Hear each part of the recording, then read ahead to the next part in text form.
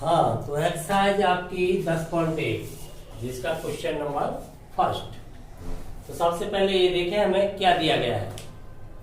चतुर्भुज के शीर्ष दिए गए हैं, हमें कार्तीय तल में एक चतुर्भुज ड्रॉ करना है। तो सभी शीर्षों को सबसे पहले व्यक्त करेंगे। तो शीर्ष कहां पर होंगे ये तो चतुर्थांश के अनुसार आप तय कर लेते हो। ग्राफ पेपर पर आप इन्हें ड्रॉ कर लोगे। वहां पर एक क्षैतिज रेखा एक्स अक्ष लोगे, एक वाई अक्ष लोगे, दोनों का इंटरसेक्ट पॉइंट ओरिजिन मूल बिंदु प्राप्त हो जाएगा।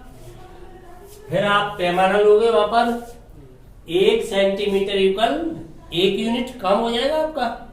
ठीक है, तो इस प्रकार से बिंदु है आपका -4, 5 कहां पर होना चाहिए। एक्स अक्ष पर कितना है -4, वाई पर कितना है 5। तो मूल बिंदु से पहले कहां पर आओगे लेफ्ट में, फिर ऊपर जाओगे वाई अक्ष के अनुदिश, तो बिंदु प्राप्त होगा आपको -4, 5। ऐसे ही अगला पॉइंट 5 कहां पर हो जाएगा वाई अक्ष पर, x 0 है, कितनी दूरी है 7, 0 7। ये तो आप प्राप्त कर ही लेते हो। करने के बाद सभी शीर्षों को क्या करोगे, मिला दोगे। सभी बिंदुओं को मिलाने से क्या प्राप्त हो जाएगा, आपको एक चतुर्भुज प्राप्त हो जाएगा। अब इस चतुर्भुज का क्या फाइंड करना है, एरिया। तो एरिया फाइंड करने के लिए कोई एक विकर्ण आप खींच लेंगे, विकर्ण AC अथवा विकर्ण BD। विकर्ण इसे दो त्रिभुजों में विभक्त करेगा। तो अलग अलग दोनों त्रिभुजों का क्षेत्रफल ज्ञात करने के बाद दोनों को जोड़ दोगे। यदि आपने चक्रीय क्रम एंटी क्लॉकवाइज लिया है तब तो क्षेत्रफल धनात्मक आएगा, और क्लॉकवाइज लिया है तो क्षेत्रफल ऋणात्मक आ जाएगा। लेकिन हमें क्षेत्रफल हमेशा कैसा रखना है, धनात्मक, क्योंकि क्षेत्रफल एक धनात्मक राशि है। तो दोनों को जोड़ दोगे। क्लियर। अगर आपने एक ऋणात्मक एक धनात्मक ले लिया तो और कम हो जाएगा। तो ये ध्यान रखें, एब्सोल्यूट वैल्यू ली जाती है, निरपेक्ष मान लिया जाता है। अगर आप ये नहीं करना चाहते हैं, त्रिभुज का क्षेत्रफल वाला फॉर्मूला नहीं लगाना चाहते हैं, तो सीधा चतुर्भुज का क्षेत्रफल का फॉर्मूला लगा सकते हो। तो चतुर्भुज के क्षेत्रफल वाला फॉर्मूला लगाओगे तो क्या होता है, हाफ 1 2 2 3 3 4 4 1।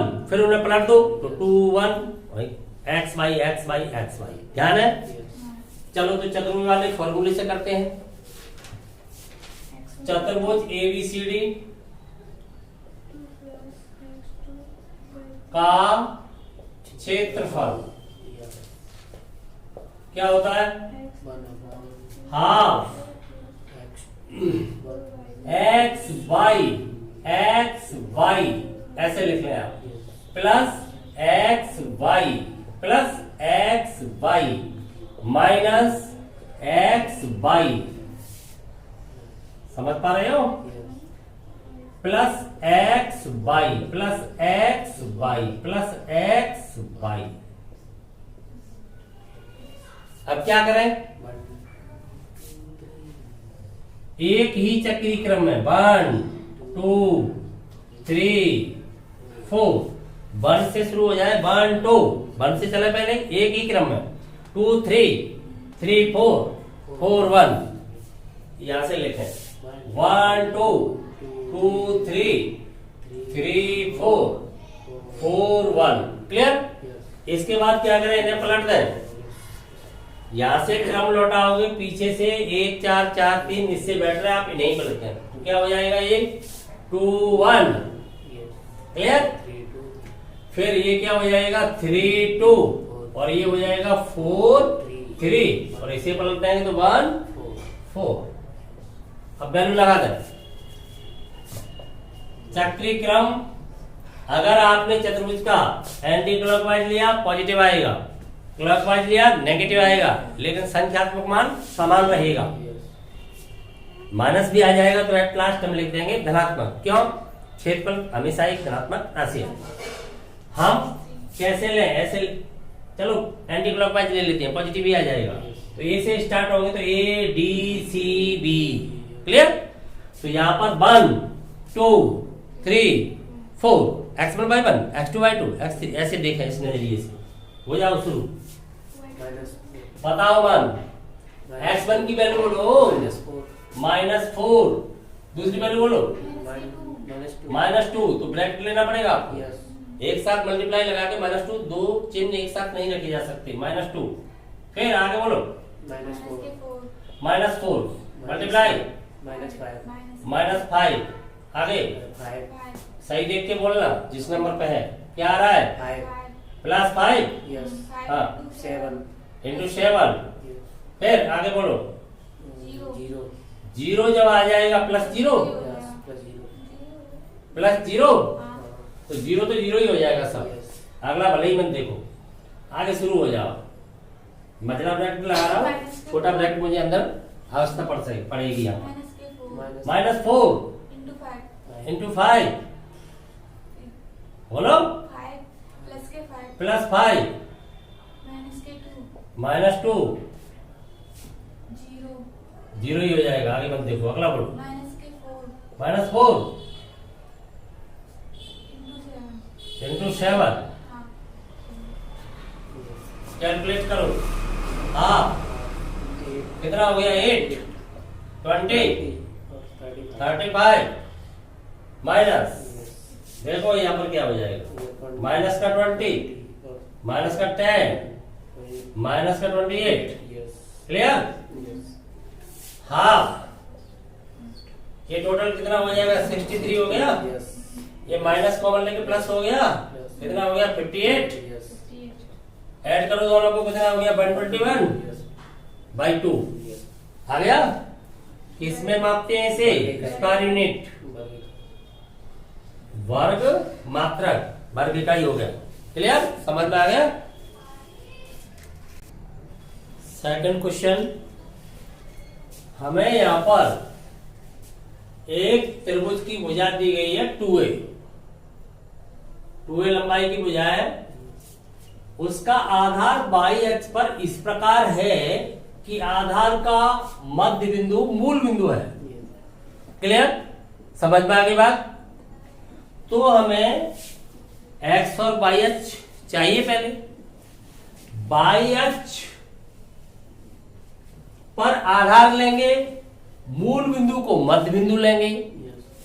तो जितना भाग ऊपर होगा उतना ही भाग नीचे होगा, मध्य बिंदु से जितना ऊपर होगा उतना ही नीचे होगा।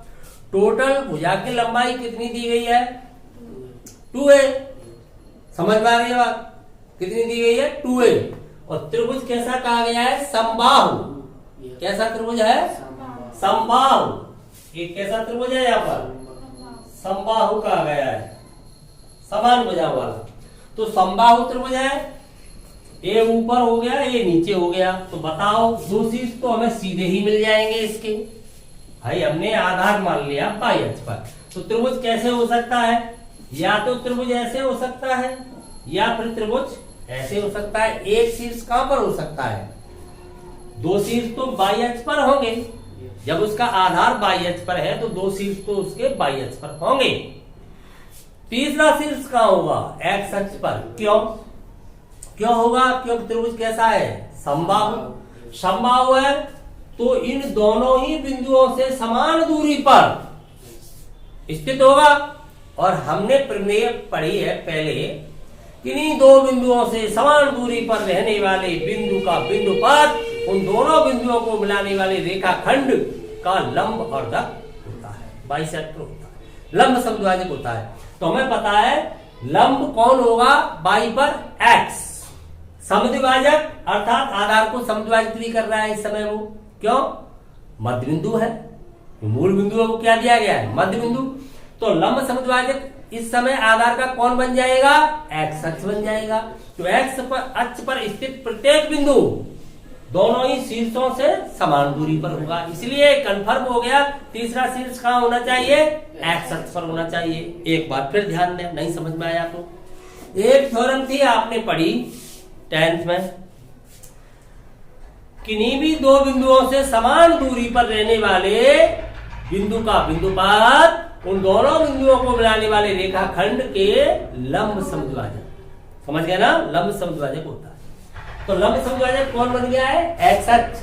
इसलिए तीसरा शीर्ष कहां चला जाएगा? एक्स अक्ष पर। लेकिन तीसरे शीर्ष की दो स्थिति उत्पन्न होती है यहाँ पर। एक्स अक्ष पर दाएं भी जा सकता है, एक्स अक्ष पर बाएं भी आ सकता है। तो या तो तीसरा शीर्ष मान लीजिए इस बिंदु पर हो सकता है जिसको आपने कुछ भी मान लिया ए, या फिर हो सकता है वो बी। ये शीर्ष तो आपको सीधे मिल ही रहे हैं, इनको आपने अगर PQ माना है तो ये तो आपको सीधे मिल ही रहे हैं। ये शीर्ष के निर्देशांक क्या हो जाएंगे, बाई एच पर है, x0 हो जाएगा 0a क्योंकि 2a लंबाई है। इसके निर्देशांक क्या हो जाएंगे 0 माइनस a। आपको फाइंड करना है केवल a और b को।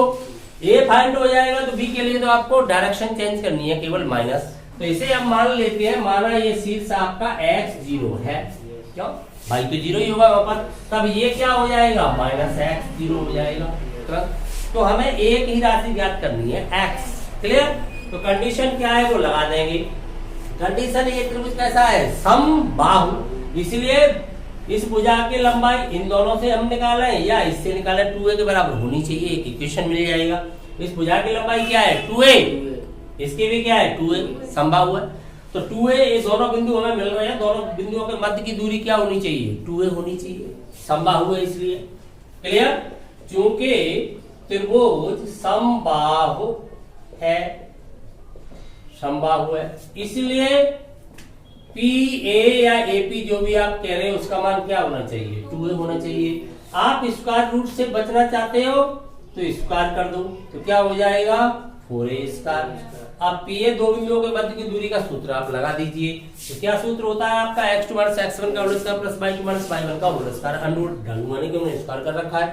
तो क्या हो जाएगा x minus 0 plus 0 minus a equal 4a square.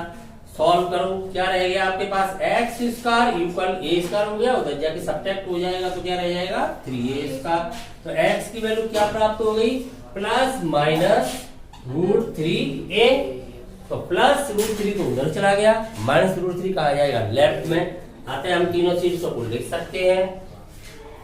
अतः शीर्ष जो त्रिभुज के हैं वो क्या हो सकते हैं, ये तो दोनों में सेम रहेंगे, इनके साथ ये एडजस्ट हो सकता है या इनके साथ इधर आ सकता है त्रिभुज या उधर जा सकता है, क्लियर।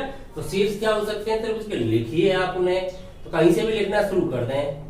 0 माइनस a 0a और इनके साथ हो सकता है आपका √3a, एक्स अक्ष पर है, y कोऑर्डिनेट 0 है, या तो शीर्ष ये हो सकते हैं अथवा ये त्रिक भी हो सकता है, ये तो सेम रहेंगे 0 माइनस a 0a, यहां लेफ्ट में आएगा तो क्या हो जाएगा, क्लियर। तो त्रिभुज के शीर्ष क्या हो सकते हैं, या तो ये तीनों हो सकते हैं या फिर ये हो सकते हैं, या तो त्रिभुज ऐसे बन सकता है या त्रिभुज ऐसे बन सकता है। समझ में आ गया पूरा सिस्टम। एक बार फिर ध्यान दे लें, परेशान होने की जरूरत नहीं है।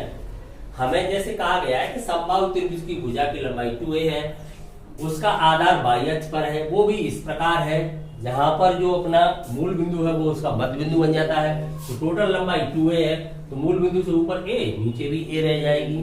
तो ये निर्देशांक नेगेटिव में आ रहा है तो 0 माइनस a, पॉजिटिव में जा रहा है 0a। तो दो शीर्ष ऑलरेडी मिल गए, एक शीर्ष अज्ञात रह गया है, वो हम पता लगाएंगे कहां पर होना चाहिए। तो हमने पता कर लिया, क्यों कि दोनों से समान दूरी पर होगा। क्यों होगा समान दूरी पर, क्योंकि समबाहु है, प्रत्येक भुजा की लंबाई बराबर होनी चाहिए। सभी शीर्ष आपस में बराबर दूरी पर स्थित होते हैं समबाहु के, तो इससे भी बराबर दूरी पर होगा, इससे भी बराबर दूरी पर होगा। तो वो दूरी 2a हमें दे रखी है, तो बराबर दूरी पर रहने वाला जो बिंदु है वो कहाँ होना चाहिए, लंबरतक पर होना चाहिए। दोनों को मिलाने वाले लंबरतक कौन बन रहा है, एक्स अक्ष बन रहा है, क्योंकि वो मध्य बिंदु दिया गया है आधार का, समझ गए ना। तो इसलिए एक्स अक्ष पर कोई भी बिंदु होगा तो उसकी कोटि क्या हो जाएगी, 0 हो जाएगी। केवल हमें एक्स निर्देशांक फाइंड करना है, तो एक्स 0 हमने मान लिया उसके निर्देशांक, तो उधर भी हो सकता है, तो माइनस एक्स 0 कर दिया जाएगा। तो अब हमने कंडीशन लगा दी, हमें क्या पता है PA इक्वल 2 है, दे रखा है भुजा की लंबाई, दोनों शीर्ष आ रहे हैं, दूरी सूत्र लगा के 2a के इक्वल रख दिया, स्क्वायर कर दिया तो स्क्वायर रूट खत्म हो गया, स्क्वायर रूट फिनिश हो गया। तो ये फाइंड हुआ, हमें x की वैल्यू फाइंड हुई, तो एक बार प्लस एक बार माइनस किया, कन्फर्म। तीसरा क्वेश्चन, यहां पर हमें दो बिंदु दिए गए हैं P और Q, तो हमें डिस्टेंस PQ फाइंड करनी है। कंडीशन क्या है, पहली PQ पैरेलल है बाई अक्ष के, दूसरी कंडीशन में पी क्यू पैरेलल है एक्स अक्ष के।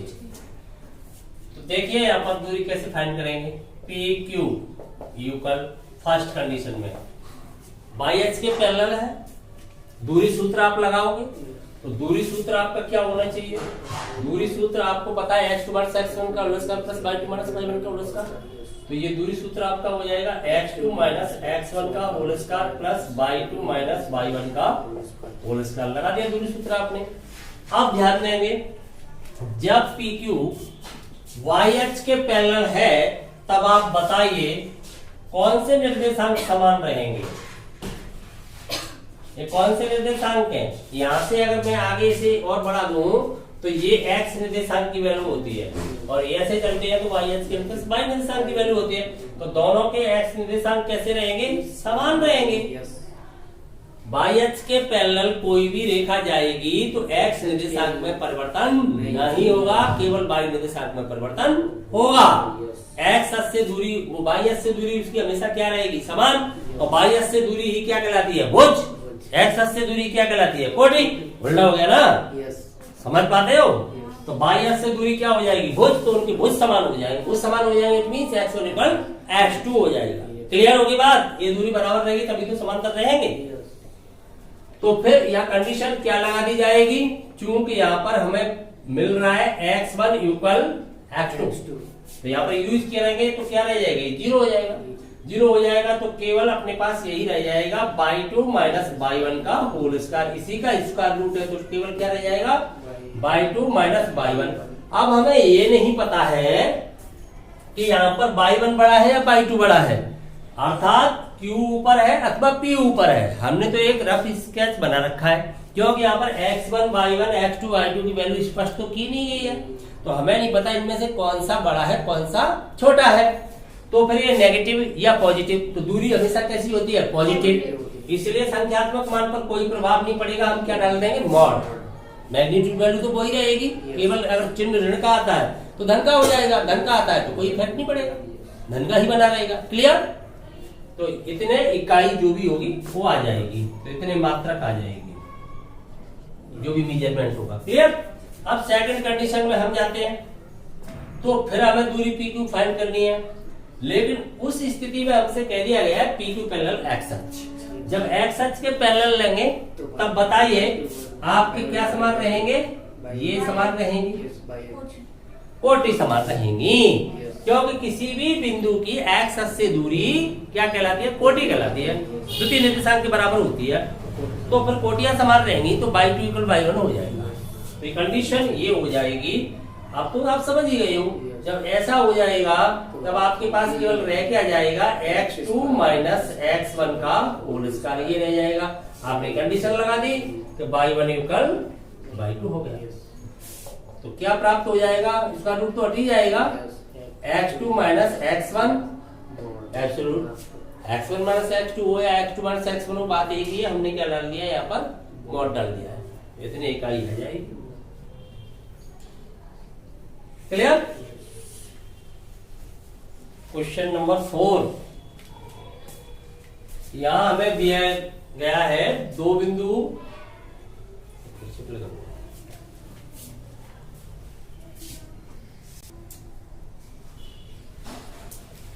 चौथा क्वेश्चन,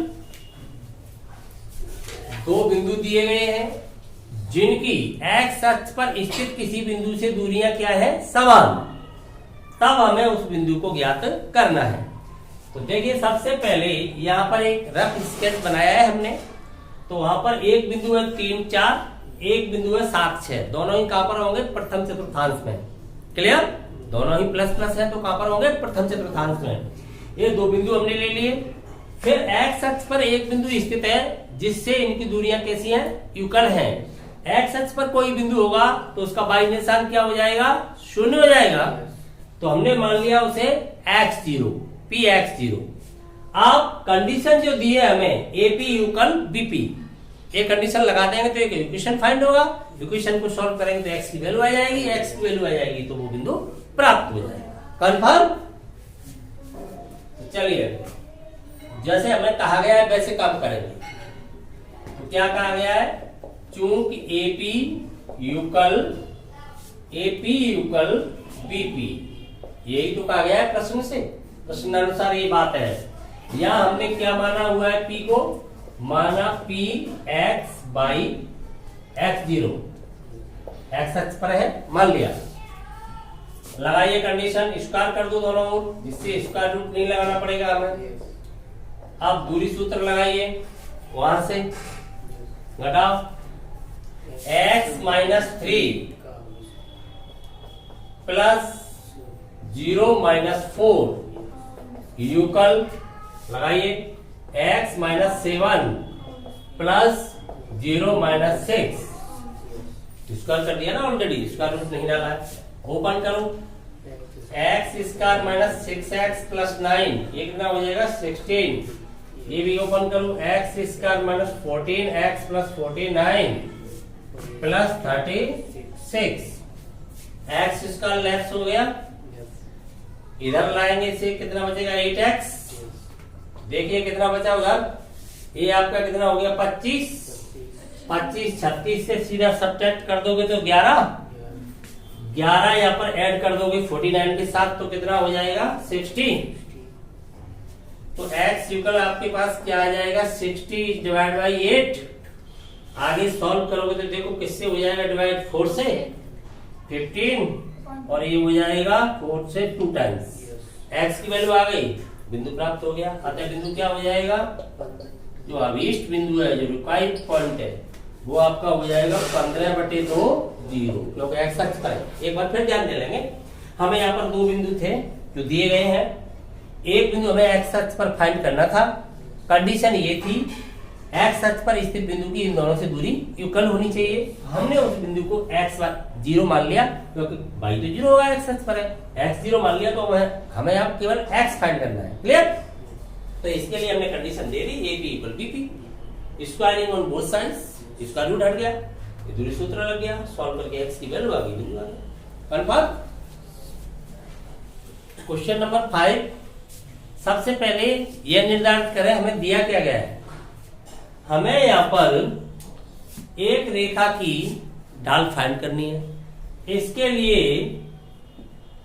दिया गया है रेखा मूल बिंदु से जाती है एवं दो बिंदुओं 0 माइनस 4 तथा 8 0 को मिलाने वाले रेखाखंड के मध्य बिंदु, इन दोनों बिंदुओं से होकर के रेखा गुजरती है।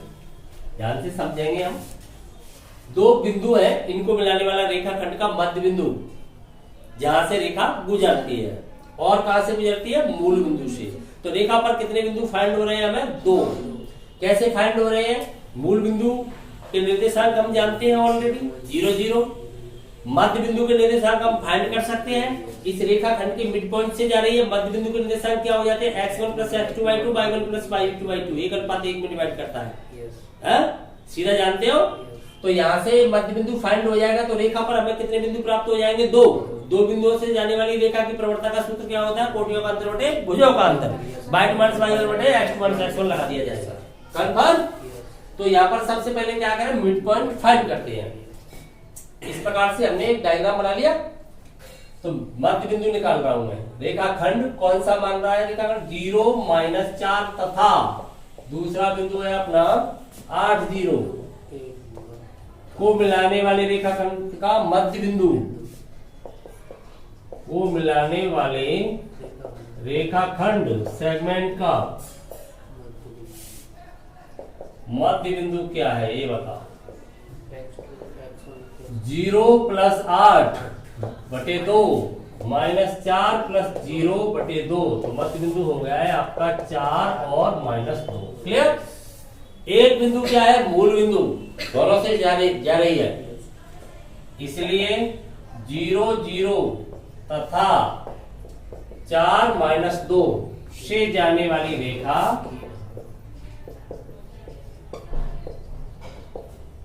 की ढाल क्या सूत्र होता है, n equal y2 minus y1 upon x2 minus x1 लगा दीजिए। y2 माइनस y1 -2 माइनस 0, 4 -0, एक ही तरफ से घटाओगे, क्या प्राप्त हुआ आपको, -1/2। क्लियर? आप देख भी पा रहे हो रेखा किस चतुर्थांश से आ रही है? सेकंड से और फोर्थ से। tan कैसा होता है? नेगेटिव tan थीटा, ऑटोमेटिक नेगेटिव आ गई। क्लियर? समझ में आ गया?